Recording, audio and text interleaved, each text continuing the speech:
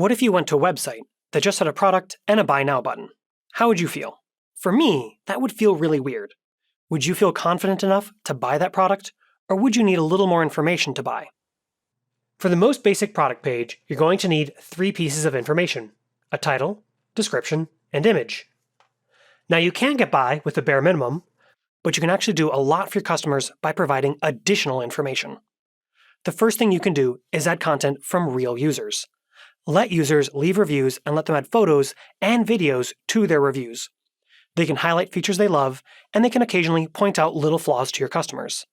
If you've never handled reviews before, it can be intimidating. But when you let your users leave reviews, they can help other visitors believe that you have a credible product and that your product is worth buying. This is called social proof. Social proof is a psychological phenomenon wherein people copy the actions of others when they're unsure about what they should do. An example of social proof is a laugh track in a TV show. The laugh track lets us know when we're supposed to laugh. When we talk about online reviews, every time you highlight someone who is happy with their purchase, it helps someone take a tiny step towards buying your product themselves. Even negative reviews can be a good thing. If someone points out a loose screw that sometimes falls out of your product, a potential buyer can see the honest criticism and take steps to prevent it. Maybe the flaw is not that big of a deal to them. Maybe the problem is fixable. They'll get Loctite or some other product to prevent the problem.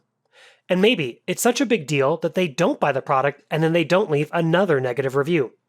All of these are good outcomes for you overall. And of course, a negative review is an opportunity to show how you respond to customers. If a store attacks the customer and tells them how wrong they are, you know they won't treat you much better. But if they respond with kindness and give them steps to solve the problem, or offer a refund, you'll be a lot more confident in the store. Be sure to encourage your customers to leave reviews. They're some of the best content that you could ever create. When you first launch your product, it's not going to have any reviews. This is where you can work with influencers to create content.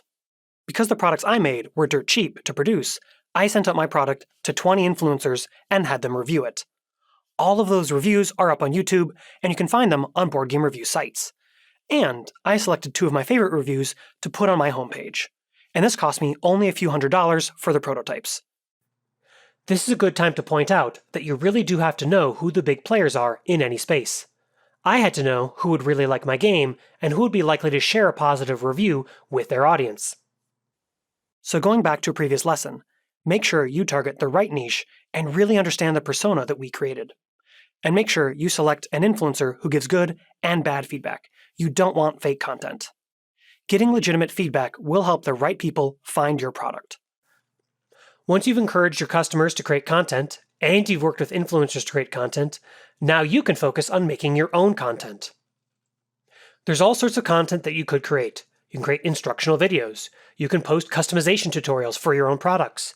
You can review other products. You can show work-in-progress shots of future projects that you're working on, and a lot more. One of the best things about content is it surfaces naturally in search engines. You don't have to pay someone to see your ads. When users search for the right information, your website will pop up right in front of them, and your articles could help them with an issue and maybe even sell your product. One of my favorite examples is a company called Clingless that has an article on the second page of Google about preventing your shower curtain from blowing in. And they make a product that does that for you. You don't have to write every week. Sometimes you can write one really good article and have it produce amazing results for months or years to come.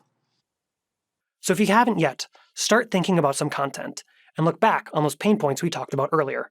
Those are a great place to start when you're thinking about content.